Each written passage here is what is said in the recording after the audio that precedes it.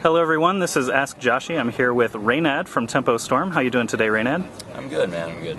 We're at the Burbank Studios for ESL. He just played in the ESL Legendary Series. What season is this? 2. Season 2, alright. So looking to take down some other pro players while he's here. Why don't you introduce yourself and talk about a little bit about your competitive gaming history and maybe some of your biggest accomplishments? I don't have too much of a gaming history. I did play like card games, Magic, poker for like 7 years professionally, but before Hearthstone came out, and then that was pretty much it. I never was like a professional player at any other video game. I was never even really that high level at any other games, but I was kind of jack of all trades, good at all of them, I guess, but not like exceptional in any one. So. All right. So what about Hearthstone? Obviously, it's been over a year now. Lots of competitions. What are some of your greatest accomplishments in this game? I mean, my greatest accomplishment, as I see it, is just like making the team Tempo Storm.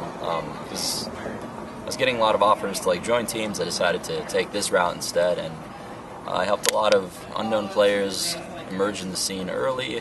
Helped make like a successful community on our website. We're expanding into lots of other games now.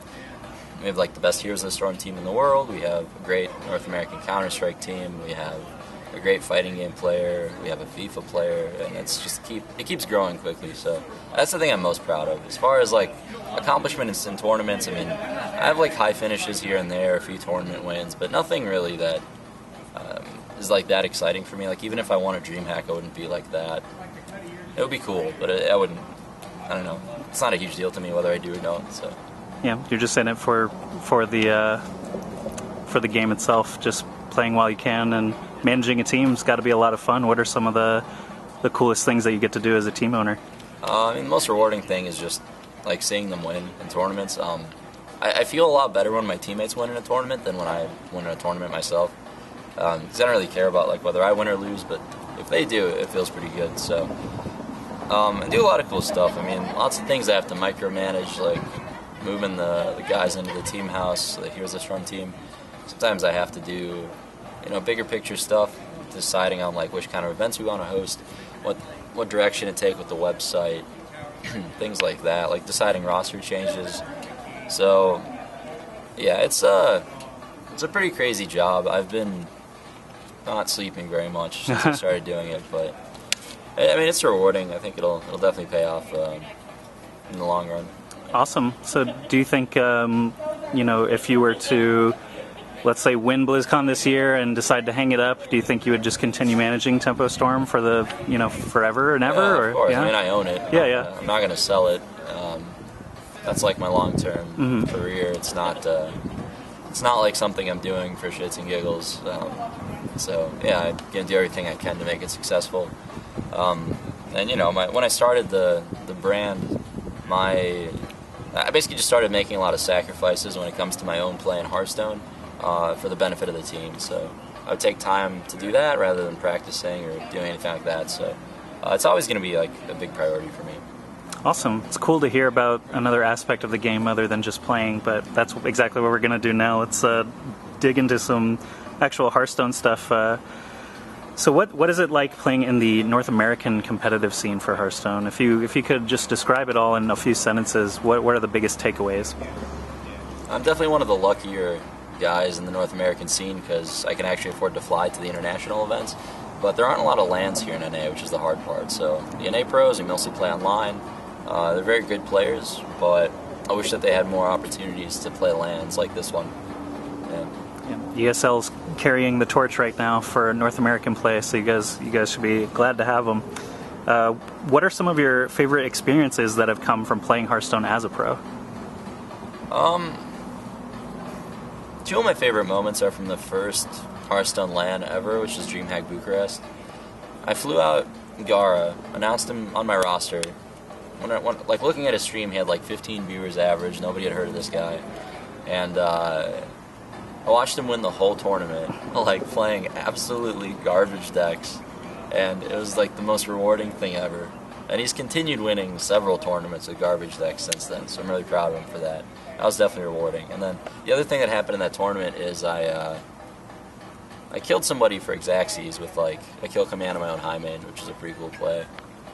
That's back when I was good at the game. I don't know if I'd see stuff like that these days, but yeah, that was definitely fun. Yeah, when you were good at the game says top 8 Legendary Series Season 2, so, no big deal. What would you say is the top lesson that you've learned from playing professionally? How little it matters. Like, big picture, somebody's duration within competitive gaming is at best 2 or 3 years. After that, they try to move into an analyst position or something like that, because there's always new talent coming in, there's always new games becoming popular that companies like ESL will start devoting more and more resources to. So you really have to focus on the stuff outside of it if you want to turn it into a career. You really have to build a brand, not just like a team, but you build your own personal brand on YouTube or something. It's a lot more important in the long run, I think, than focusing on this one tournament, this one weekend, and trying to get by in prize money the whole time. So that was something I identified early, and I'm glad I did, because it's driven a lot of my decisions since then. What are your opinions on the Hearthstone World Championship system this year? I don't like it. I mean, I don't like that Blizzard is having this one event that's Blizzard sanctioned, I guess is the word. They should really have 2 BlizzCons a year at least, I think. And the current system really favors players who can get invites to tournaments like me. There are a lot of loopholes and ways to take advantage of it. Within the next week, I could become #1 in BlizzCon standings, and I can make the rest of my team number 2, 3, 4, 5, 6. It wouldn't even be difficult because there's just a lot of loopholes in the system. Nobody's taken advantage of them yet, luckily, but I don't know. There's definitely things that can be improved about it. I'm glad that Blizzard is supporting the competitive side of a game that wasn't meant to be competitive. That's huge that they're not fighting it. They're seeing it just like your song's getting played on the radio. It's free marketing. You might as well let it happen. So yeah, most of the weight is on the community for having cool events that people want to see, and I try to do my part in that. But I wish they just did a little more BlizzCon wise. Yeah, maybe change the qualifier system, have 2 BlizzCons, something like that would help a lot. What do you think, what part of the Hearthstone competitive scene overall do you think could really stand to see some improvement or some change? I think leagues are terrible for the game. They're boring, they're bland, they're just... I mean, it's a way to get consistent viewers on Twitch, so companies keep doing it, but it just makes the game so uninteresting to watch that I think it hurts it in the long run that people aren't innovating enough with their formats. It's just something I'm a big proponent of. We did the first ever arena tournament. We did the first ever tournament that wasn't by a company actually. We did Challenge Stone, stuff like that. I think is better for the health of the game and keeping people's interest in the competitive side. Whereas 10 different companies running random leagues, I wish that would just kind of stop, I guess. Okay, so more innovation would be a nice change? Yeah. All right. Do you have any advice for players that are maybe laddering a ton and having some success there into actually translating that into becoming a pro player? Yeah, if you want to become a pro player, you just have to make a team want to sign you.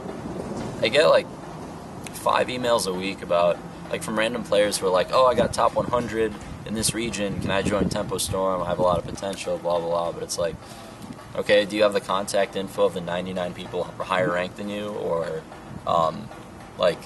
basically, a team isn't going to want... getting signed onto a team is a good step to becoming a pro player, because it's going to give you resources to go out to events, travel and stuff like that. But then, if I were to sign some random ladder player who's a great player that nobody's ever heard of, the community's not going to care, the sponsors aren't going to care. So, if you're a guy trying to go pro in the game, you have to, build your own brand in a way that makes you desirable to teams. So you can do that by playing in as many qualifiers as you can, getting into especially LAN qualifiers, things like ESL or Via Game. Those kinds of qualifiers are the best ones. You get your face on camera. If you do well, make a name for yourself somehow, and you do it more than just once, that's definitely the best way to do it.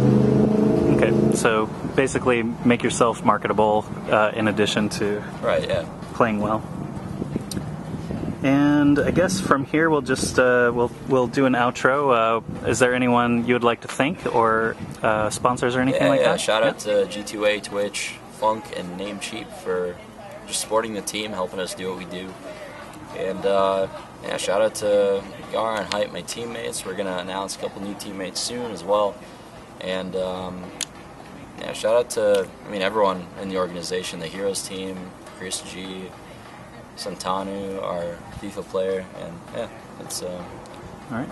Our CS:GO guys, of course. It's gonna be a lot of exciting stuff coming up. All right. Where can we see you play next after the Legendary Series wraps up? I'll be at DreamHack, but I'm always streaming on Twitch at twitch.tv/Reynad27, playing some fantastic deck lists that I find on TempoStorm.com. And yeah, I'll be at DreamHack with the team. We're gonna stay a little bit later and practice a bit for some upcoming leagues as well. But yeah. Sounds great. Thanks very much for the interview, Reynad. Best of luck in all your future tournaments. No problem, Josh. Thank you.